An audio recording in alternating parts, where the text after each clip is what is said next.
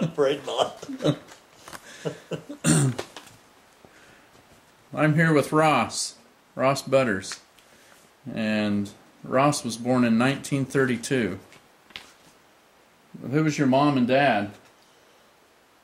H.L. Butters, Lou Butters, and Lottie Jardine Butters. So, who was their parents? John Jardine and Annie Hagee Jardine.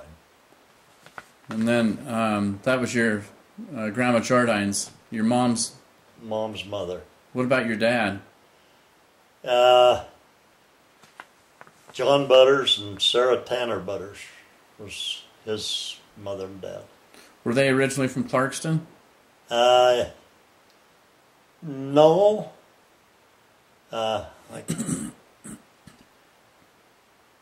My grandmother Butters was from Lehigh, I think, and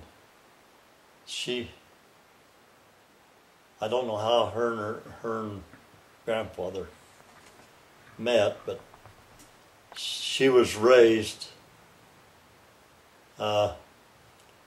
Nathan Tanner and her mother got a divorce, and her mother remarried a Walker, and they was in, I think, Dayton, Idaho, and there was not much on genealogy line of my grandmother Tanner's side, but it was all on the Walker side. Mm-hmm. And but my dad went to Salt Lake, and they told him down there that her genealogy line would be the Tanners. Okay, that's on your dad's side. My dad's side. And on your grandma's side, my history goes on her side. Tell everybody about Grandma Jardine. Well, Grandma Jardine, I used to, when I was real young, my dad and mother would send me up to stay with Grandma at night. And I'd usually get up there at dark, or, and she'd be about ready for bed. I'd just get in the hallway, and she'd be saying her prayers. And she would go through her kids' kids, her grandkids, her great-grandkids, and all of them in that every night in her prayers. Every night? Every night. She had a keen memory. Huh. She'd go through all her kids, and when she'd go through her kids, then she'd go through their kids. I'll be darned. And the whole works. How old were you then, about?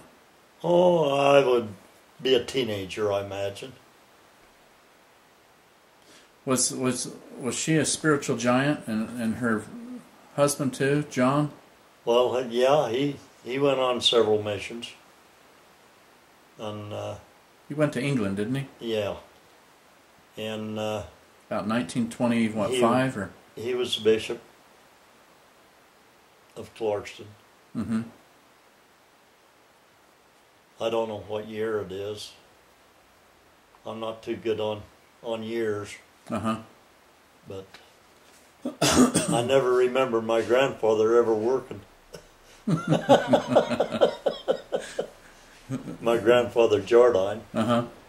John Jardine. But he was a baseball fan. Did he just work around the yard and the farm? Yard, and he had a little big farm, garden, little farm here.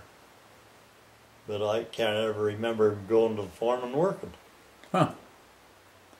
Do you remember when his dad was with Wilford Woodruff?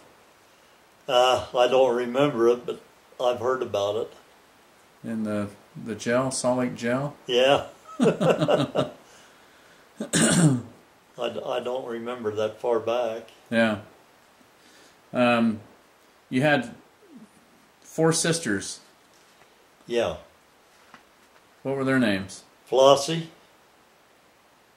Atkinson, Flossie Butters Atkinson, and Fawn Butters Lamb, and Lottie Lou Phillips, Butters Phillips, and Belva Skinner, and then after her husband died, she married a Snyder. Okay. What was it like growing up around all those sisters, being the only boy? Well, I guess I got pampered a lot. Kind of like my dad, huh? So I wouldn't say I was spoiled, but they all say I was spoiled rotten. That was 1932. Yep. You were born in 32, so Yep. your best memories of your mom and dad and sisters growing up, say around Christmas or birthday parties or... Well, we always had a big get-together. It didn't matter whether it was family, cousins, whatnot. Seemed like Thanksgiving and Christmas time, we'd all have a big dinner and we'd all have a full house. Just cousins and Cousins, relatives, everybody. Everybody. How old were you then, do you remember? That would have been when you were 5, 10? Well, up until I got married. Oh, up until 51. Yeah. How old were you when you got married? 19. Okay. Now, in 1942, the war, World War II, started. What was your memories about World War II growing up? I remember all my cousins went to war, and I had a brother-in-law that went to war, and he was in Germany or back there, and while he was over there, he sent me a .22, so I was like maybe 12 something. A .22 rifle? .22 rifle from Germany that the German youths trained on. Oh, wow. And I got it. You still have it today? I still have it. I'll be darned. And I was going to have a new stock put on it. And the guy there to the gun shop says, I'll give you $1,000 for it. And I says, if it's worth $1,000 for you, it's worth $2,000 for me, or $3,000. It isn't for sale. And I'm not going to put a stock on it. And it's the same way it came. That's good. Huh. And that was your brother? No. Brother-in-law. Brother-in-law. And he also sent a 3-pronged machine gun. And it got to Denver. And they confiscated it.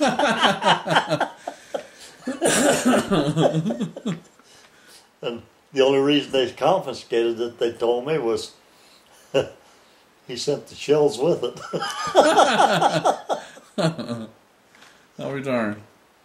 Easier to send stuff by mail back then. Yeah. Did you ever listen to the radio of the Pearl Harbor? Or Yes, I did. was the whole family, all your sisters and everybody just Everybody gathered around the it, yeah. radio? Mm-hmm. What was it like then? Was it frightening for you? When Well, they did kinda. The blackouts, the city Kinda. blackouts? I remember back then, gas was on ration and sugar was on ration.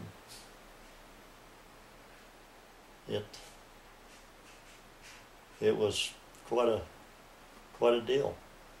That was around 1942. Yeah, Jumping back, you were born during the Depression. yeah. I don't remember much about the Depression. I was probably too young.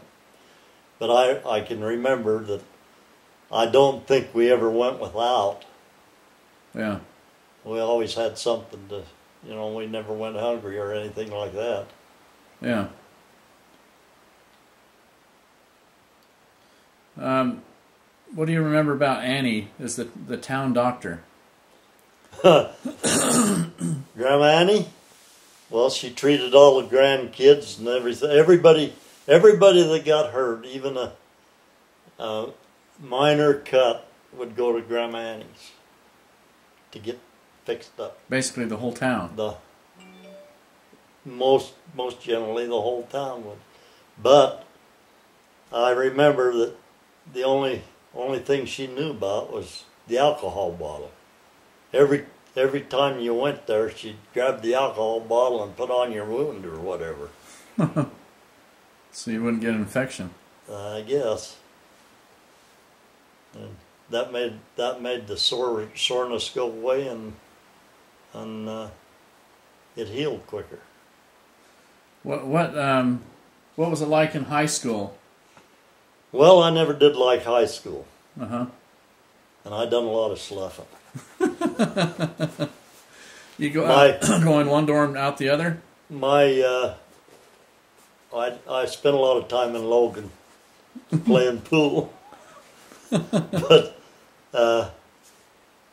my last year, I had to make up a whole year's credits to graduate From high school. from high school.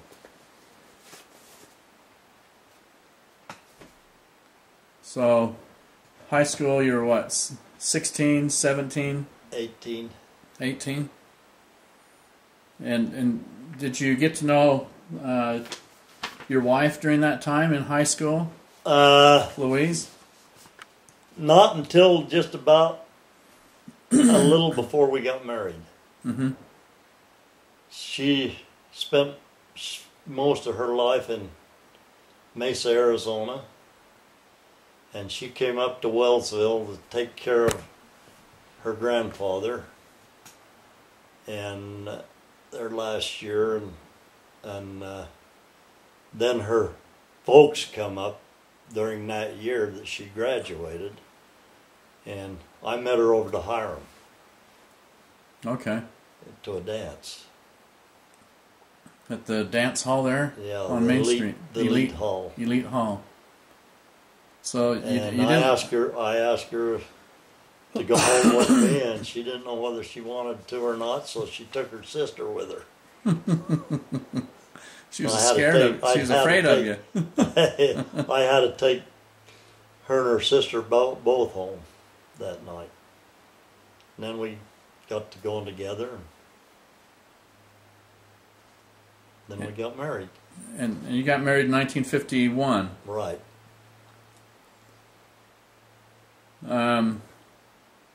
Tell me about your patriarchal blessing about Canada.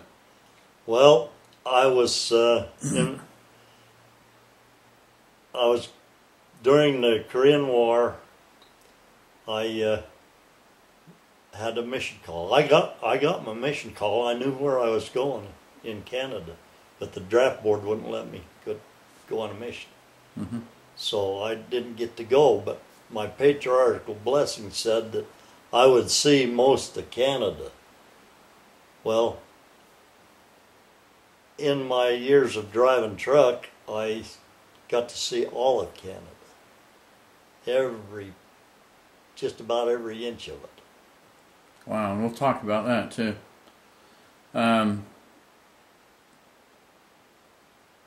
You tore down a barn. Yeah. What year was that about? That was before you were well, married? No, it was after I was married. So about 52, 55 range? Somewhere. I didn't tear it down. I just pulled the top in. And I guess your dad was somewhere My dad else. was in Texas. Because before he left, he'd sold his cows, and he said he was going to buy some more. And I said, I ain't milking anymore. So I hooked the cat onto the top of the barn and pulled it in. Well, that barn was the schoolhouse. Yes, it was. So was that the original schoolhouse in Clarkston? No, I think it was about the second one. Okay. It was a pretty good sized schoolhouse. So that schoolhouse was in Clarkson on about 145 East and 145 South and 100 East. Okay. Yeah. So you worked out at Thiokol. You got married in 1951, July 18th. Yep. Did you go on a honeymoon or?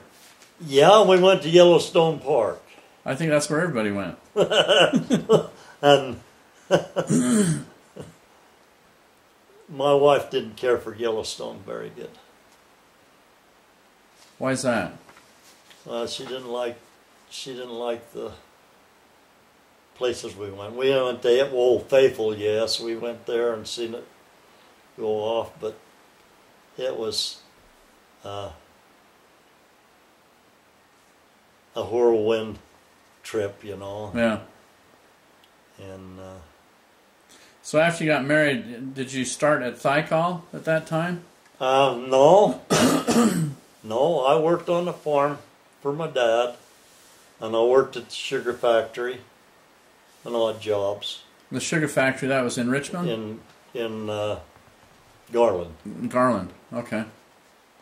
There's quite a few sugar factories around, sugar beets. Yeah. At that time. I was in Garland, and I worked several years during campaign, and then I worked the last year I worked down there. I worked in the summertime too, and then I left Thiokol and went to DDO in Ogden. That's a defense depot. Yeah. And during the Korean crisis, and we was packaging different things to go to Korea. Now, did you work at Thiokol before that or after that? Before that. And you worked on the Minuteman. Yep.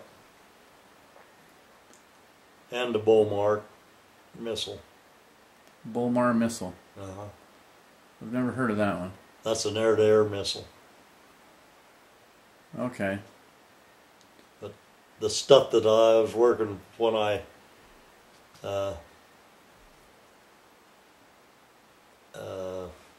they put me on a dangerous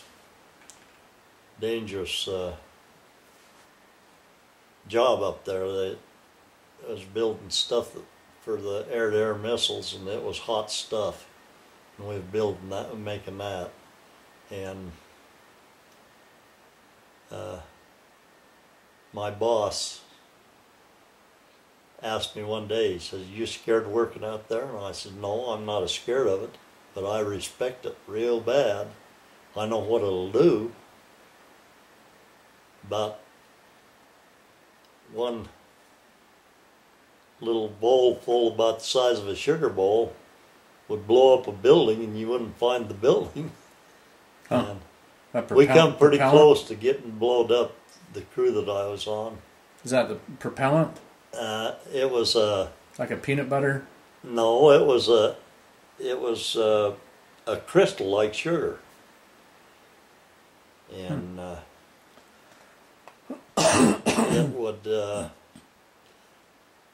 it was one that blew up and killed all them people out like all that time.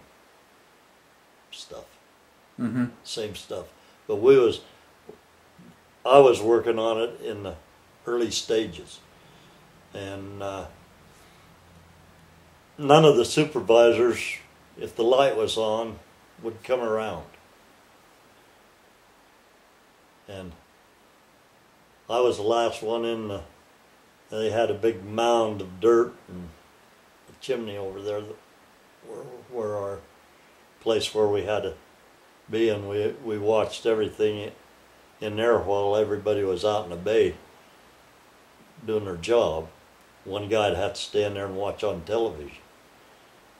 And the one guy one day hollered and said, "Get out of there. It's unstable." And there was 3 of us that was working there, and I was the last one in the door. They had a swinging door in this mound. with dirt, and as the building blew up. Wow. Lucky you're alive. And so it was a pretty dangerous job. And then I got laid off down there out the Thiokol. What do you remember most about your mom and dad during that time, from your birth, 1932, to the time you got married? I knew that my mom and dad was close. She'd go up to farm with Dad all the time. What was her name? Lottie. Lottie? Okay.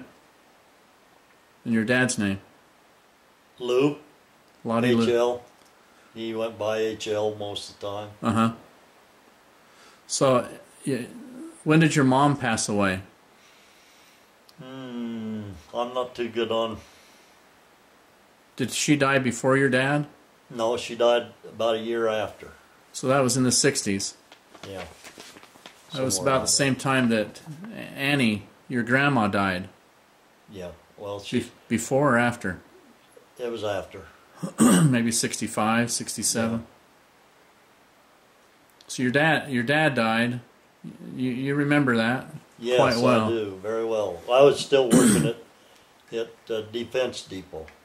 In Ogden. In Ogden. And he was in Salt Lake. And I would leave work and go down there and spend all night, and then I'd go back to work. Pretty close to your dad? Yep. Well, I was with him on the farm all the time. Yeah. And then your mother died shortly after, and then Grandma Annie died. There was a lot happening in the early 60s, mid 60s. Yep. Yep. And then I guess all your stress went away when you started working for Vance. No. It was hard work, but I remember coming home. It was after I built this house. I worked for Vance, I think. I leaned up against this wall one night after work, slid down and went to sleep. It was hard work, but it was from sun up to sundown. Yep. I remember those days. Yeah, we didn't just work here in the valley. You played a lot in the valley. I played a lot of baseball for the town. Uh-huh.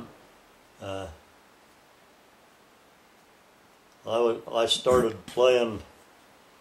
Well, I was in what they called the Explorer Scouts,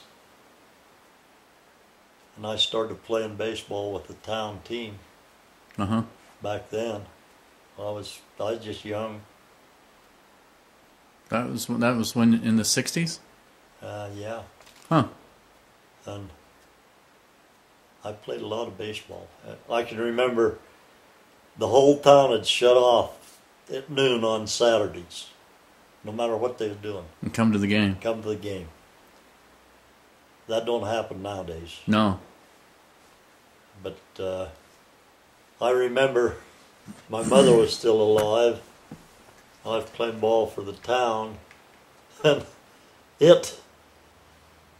I parked my car. She liked to keep score. I parked my car. I had a 41 Ford sedan. And I parked it up in back of home plate, up there in the ball diamond. I got lucky and hit a home run that day. And as I was coming into town, I met my car down on home plate. My mother got excited and pushed on the clutch, and it went through the back screen.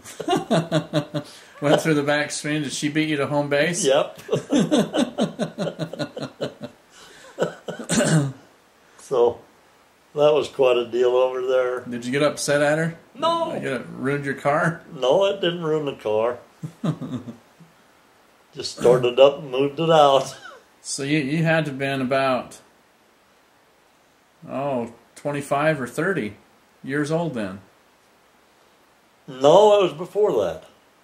It was before you were married? Yeah. Okay.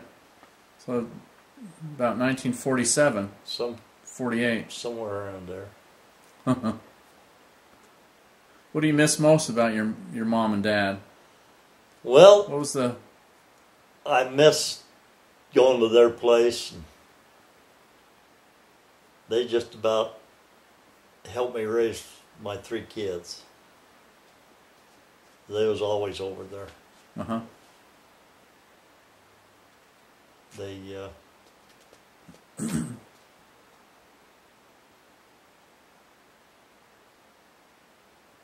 my wife worked and I worked, and they'd come home from school and go over to Grandma and Grandpa's. That was nice. And they was right next door, so.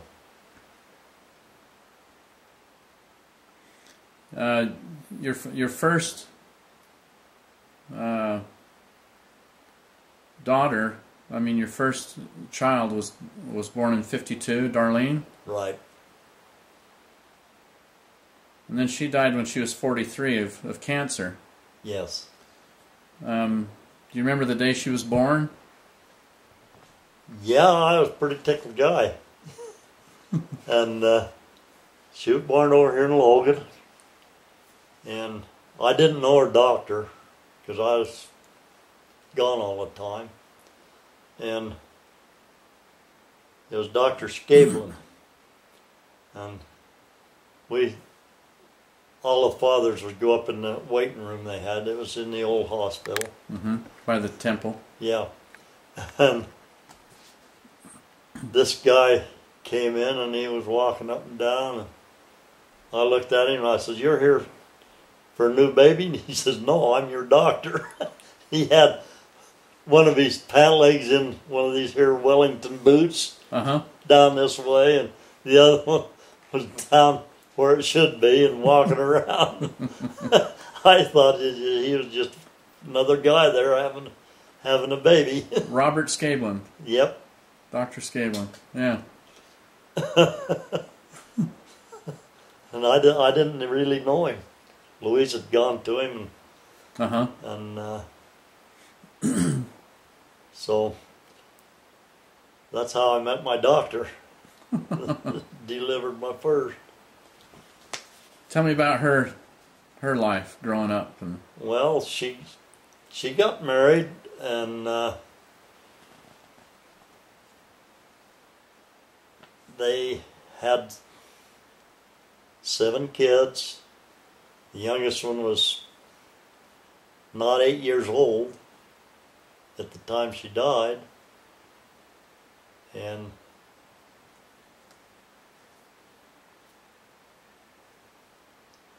she was quite a worker. Even though she had cancer, she put in her own lawn. Well, she was sick. Yep. So you remember her growing up and maybe 10 years old, 15 years old? Can you remember when she first started driving? That was after we come back from California. We spent 7 years in California. And we was down there, and my wife got a phone call from a guy, and she says he had to be 21, 23 years old, and wanted to know if it was all right with us if he give our daughter a ride on his motorcycle. And that's when we decided to come back to Clarksville.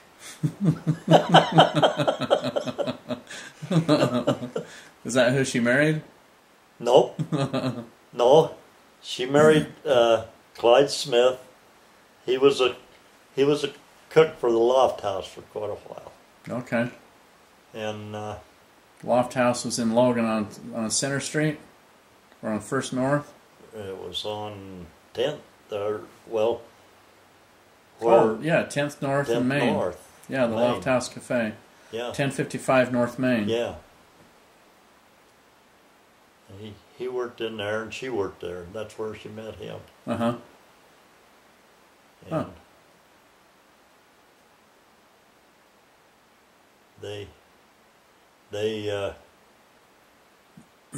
they lived in Logan there when they first got married. They're behind the Capitol Theater in that White House. Oh. Was that a reception place then? Well, it's that White House that was just behind the show theater. Yeah. Great big one. Yeah. Huh. And they had an apartment in there. Oh, okay. What about your son? Your son was born in 1955. Gerald? No. Yeah. He was born in California when we was in California. He's a Californianite.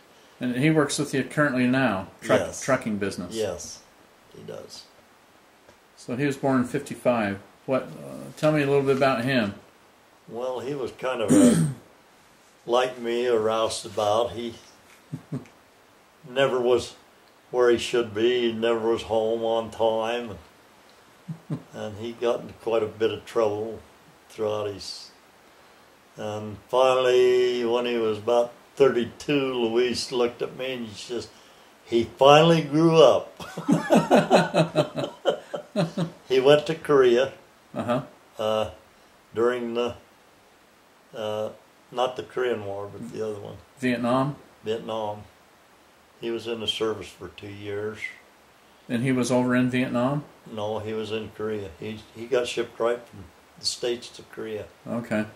and spent his 2 years in Korea. Huh. And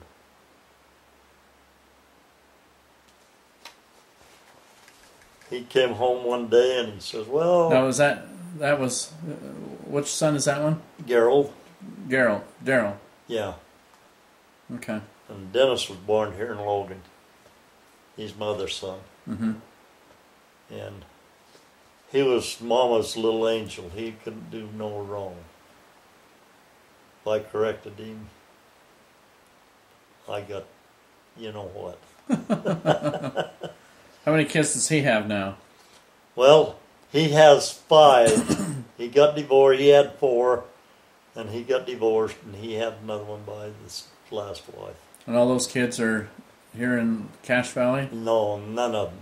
In California? Uh, 4 of them's in Arizona, and 1 of them's in Washington. Do you see them at all? The 4 in Arizona a year ago, I had a load going down there, and I went with Gerald on the truck and spent 3 days with him. That was fun. And it was nice. What are they doing now? They would probably be in their mid-30s or close to 40. They're married and got kids of their own. You were able to see their kids? Yeah, they come to the house about every year. They come up from Arizona, and I talked to the youngest one. She's coming from Washington this year down. She asked me if it was all right if she came down and see me. Uh-huh. I said, well, I'd be glad. But that is my life, is them kids. Yeah. My grandkids and great-grandkids. I've got 2 of them that just lives neighbors to me. 2 or 3 great-grandkids over there. Just love them to death. And love them to death. I got 2 great-grandkids that's married. Do you know their names? Jessica and Christopher. And their last name is? Well, I don't know Jessica's last name. And Christopher's Johnson. Uh-huh. But he's going to have a young one, so that makes me a great. That's your first great? Yep. Well, that would be neat to see. What about Dennis? Dennis was born in 1963. Dennis, he's got the 4 kids in Arizona, the one in Washington, and he's in Washington now. What's he do? He's a framing homes. Mm-hmm. He's in a kind of a resort area. He's in Long Beach, Washington, Uh-huh. and you can get in the sand up there and drive 29 miles up the coast. It's the longest beach in the United States. Route 66? No, I didn't Route 66. It's just over the Oregon border Uh-huh. there. Yeah, it's where the Columbia comes into the ocean, Okay. and he just crossed the Columbia into Washington. Do you have many family reunions? I don't anymore. Uh-huh. Because the kids, it's too hard for the kids to come. And Yeah, from Arizona. course, I usually go camping with Darlene's kids. They're all right here in the valley. And I'll take my trailer house and go. Me and Louise done a lot of camping with them. And that's a lot of fun. They don't let us out, even now, with her gone, they don't let me out. I mean, they invite me to everything that goes on. Uh-huh. Huh. And that's really neat. Oh, yeah. Makes your days wonderful. And I got hooked up with a lady after Louise died about a year. My one granddaughter hooked me up with this lady, and I started going with her. And she met the kids. Took her around and introduced her to the kids. And when I took her home, she says, she says, I don't like kids. And I says, well, that's fine. You don't like kids? I don't like you. Yeah, those kids are the light of your life. That's all my life. You got 13 grandkids and about 30 great-grandkids. Yep. And one great-great-grandchild that's going to be born pretty quick. In July. The most memorable times in your life was 61 years with your wife. That's right. We was married 61 years, and Just loved her. It's what I call hell being without her. But she didn't die of cancer. She said, well, we was out to a cafe eating the night before she took sick. And she says, I don't feel very good in my stomach. And I said, well, you better go to the doctor. I says, get up in the morning and call a doctor. She says, I can't, it's a holiday, he isn't in. And I says, okay, when he gets in. And that was the next day. When he gets in, get up and call him. Well, that morning I got up and started working about 5 o'clock out in the yard. And I come in about 10 o'clock. I says, where are you? And she says, I'm still in bed. And I says, you haven't got up and called the doctor yet? She says, no, I can't move my legs. And so I called my grandson's wife that lives neighbors here. She worked in one of these rest homes before she was married. And so I called her, and she took her temperature. She didn't have a temperature. And then I called her brother. to come down and help me get her in the car because I was going to take her to the emergency.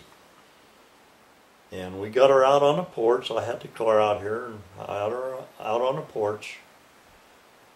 And my granddaughter took another look at her.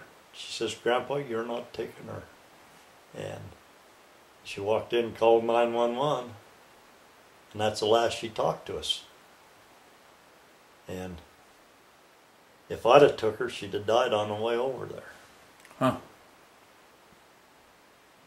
So the last 9 years of her life, you got really, really close. Really close to her.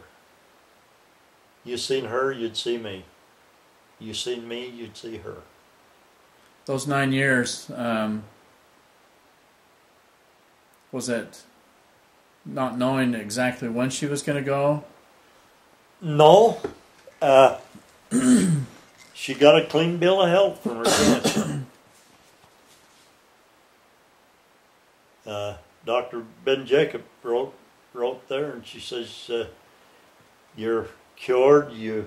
If you get cancer in 5 years, if you last 5 years, you might have cancer. But if you last over 5 years, you won't have cancer. You won't die of cancer." So we lived, you might say, lived it up. We went tripping and... Where'd you go? Oh, we went to Arizona. You didn't go to Yellowstone. We didn't go to Yellowstone. We went to Arizona. We went to Washington. We went to Oregon, California. Took the trailer. And we told the kids around here, when we get back, we'll be back. The love of your life. Yep. She died 2008, September 7th. No, yeah, 2011. September 7th. Yep. So from 2008 to about 2011, you spent all that time with her. Mm-hmm. It was either camping with the kids here or going different places. You really didn't have any commitment to work, so you No. could spend a lot of time with her. Nope. I was retired. That was nice. She was retired. She worked, and we worked over the temple for, she worked 13 years over there, and I worked 8. That's neat. So there's not a day that goes by that you don't think of her. No. Every day, every morning. Say good night to her every night. It's good that you have family close by. Yes. We sold my grandson where his house is next door. And, well, during them 8 years, she says, "You know, that's the best thing we ever done, was sell him that property." And now I wonder whether it is or not, because they tell me what I'm going to do and what I ain't going to do. They're keeping a good eye on me. They come by every morning? Every day. I get it. You hear one of them say, "Grandpa"? The kids come over every day. I tend the kids a lot. When they go, they'll call up and say, "Can the kids come over and watch television with you?" And I said, "Yep." They wear you out? No. No. This one here does. The little 1-year-old? She's a little wildcat. She gets hyper pretty much. Yeah. And so today's Memorial Day, 2015. You met a lot of people out at the cemetery today? yeah, I've made a couple of trips out there from here. It's kind of fun to get together with people that you haven't seen for years. A lot of my cousins. That's where I run into you today. Yeah? Was your sisters out there today? No, they was out there Saturday. Uh-huh. Did you go out Saturday also? Yeah. Can't pass that up. No. Well, they're coming from all over the country.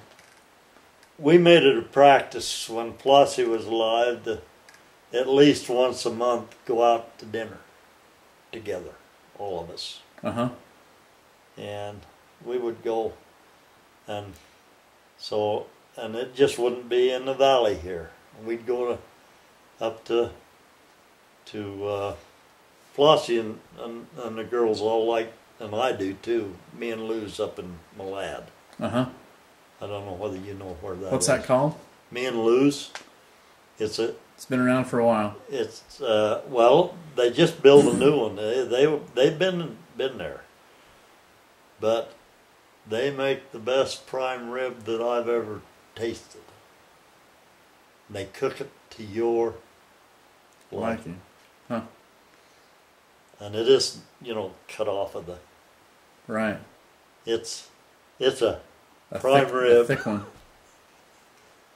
You get that and a scone and all the trimmings go with it. Wow. Do you see your sisters much now?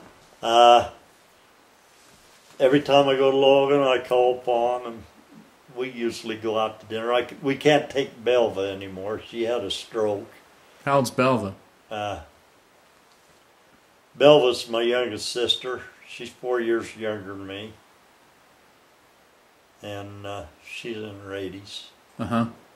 But I call upon and say, have you had dinner yet? No. Would you like to go to dinner?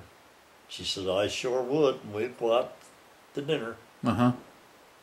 And usually. But it's more often than once a month now. Yeah. So. Well, you need that. Yep. My family's been doing pretty good. Belva had a stroke. She was paralyzed. She couldn't walk. And she's walking now with a cane and a little help from her daughter.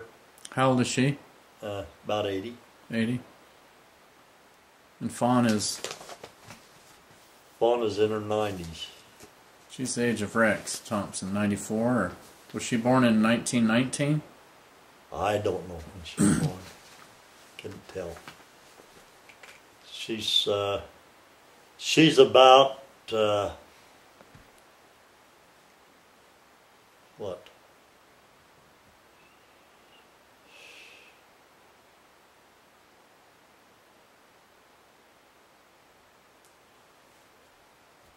I can't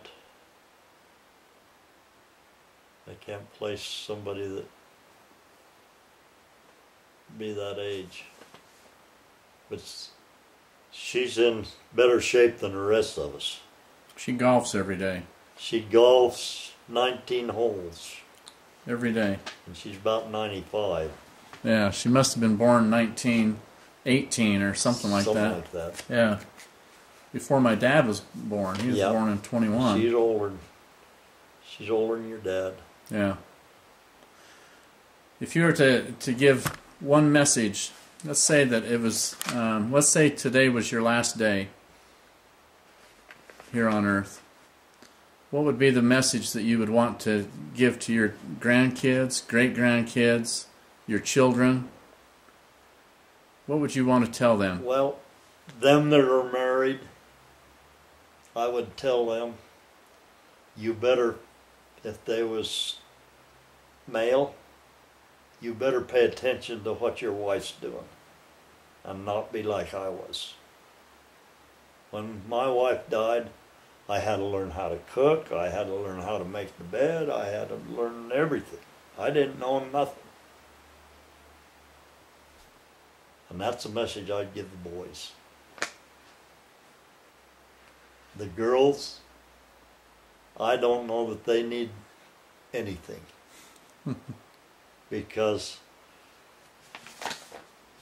most of them is married and they've got kids of their own. And I just say, enjoy your kids. I'd tell that to all of them. Enjoy your kids. That's number one. That's number one. And to love their spouse. Well, it was fun talking to you about all this. Yeah, it was. Is there other things that we didn't talk about you want to touch on? Well, the only thing that I could think of is I didn't touch on much of my last job before I retired. Walton Feed. Every year for almost 20 years, I would go to Wyoming and spend about 3 months time. And I drove truck out there, hauled fertilizer, and took care of the loading and unloading and of our place out there that we had that we kept the fertilizer stored in so that the trucks could load it. And I'd have to unload trucks and railroad cars if they come in. We quit using the railroad because we couldn't get the railroad to be on time, so we started doing it in trucks. And I'd have to unload the trucks, and then I'd have to load my load and deliver it to the spreaders out in the field. So 3 months out of the year. Yeah, I spent out in Rock Springs, of all places. Huh. And that would have been, what, 1982 to around 1999, or? Till I retired. You love work? I guess. I'm the only one that probably started a trucking business at 82. Oh, we got to hear about the trucking business. How many trucks do you got? I got 2. And you started at 82. Yep. Yeah, everybody else is not wanting to do anything. My son drives one and his wife drives the other one. The Peterbilts, Kenworths? None of them. One's an International and one's a Freightliner. Conventionals or cab over? Conventionals. Me and my wife, my boy had a trucking business, and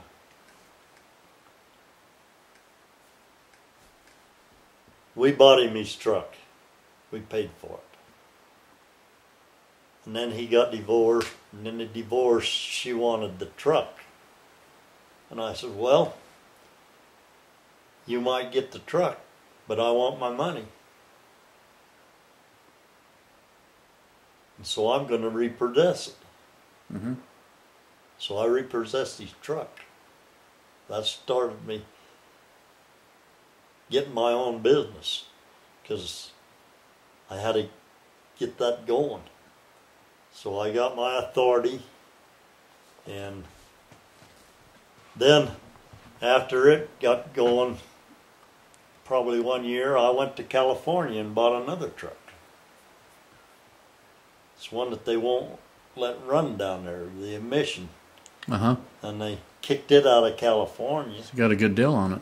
And I got a real good deal on it, and I brought it home and put it to work too. Now, we haul live trees and shrubbery out of Asequa, which is up by Rupert, Idaho, to Kaysville and Colorado. We also haul them their compost and wood bark out of Rexburg. So, Now, do these trucks go up into Canada? No. Okay. So the only time this last year they went to Canada, when they quit UPS, they took a trailer up there, and I bought 2 trailers from Canada and brought back. They didn't go in Canada. They went in up in by the Idaho side. And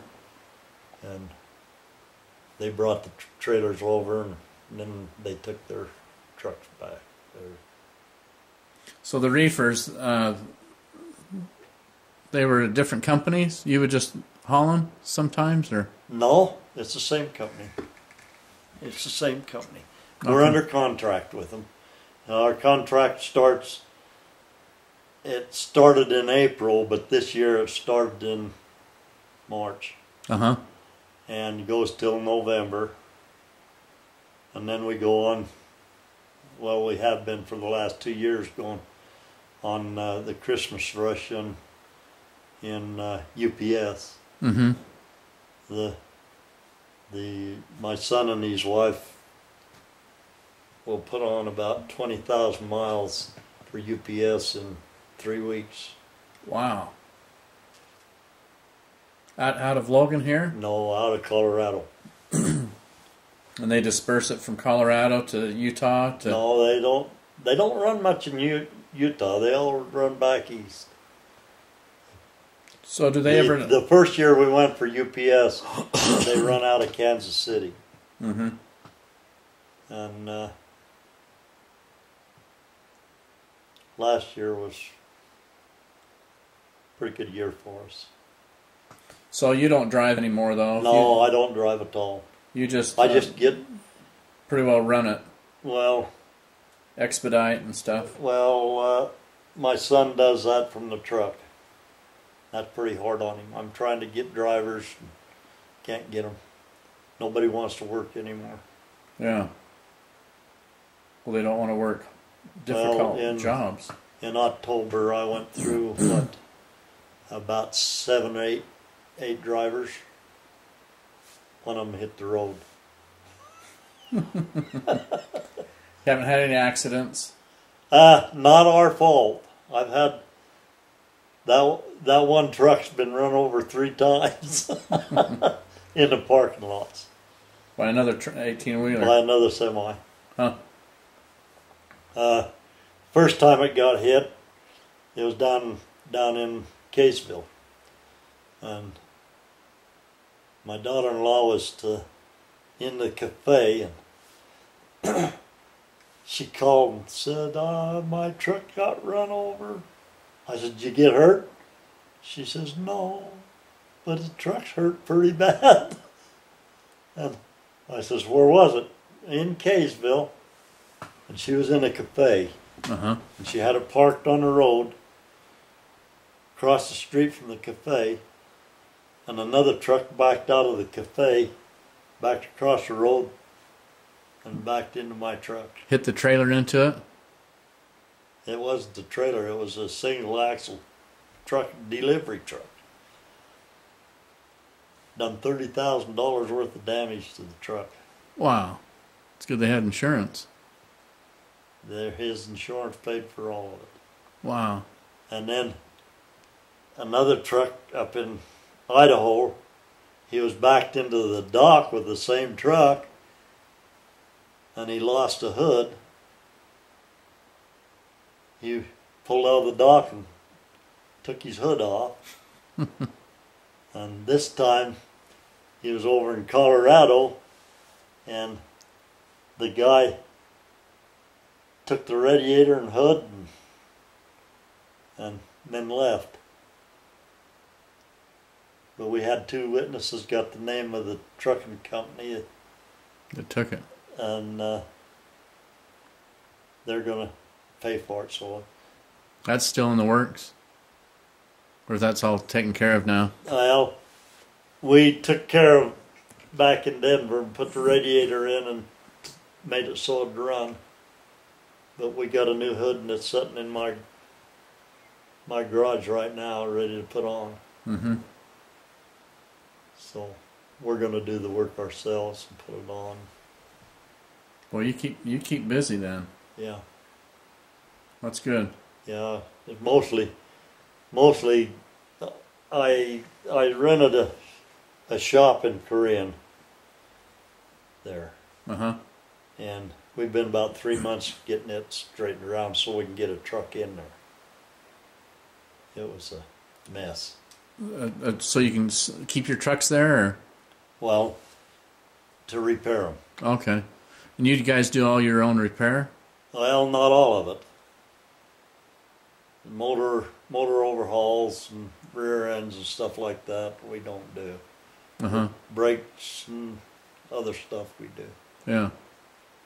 Lights and whatnot. We're always working on lights. Yeah, they're on 24/7. Yeah. All right. I'm going to shut this off. Okay.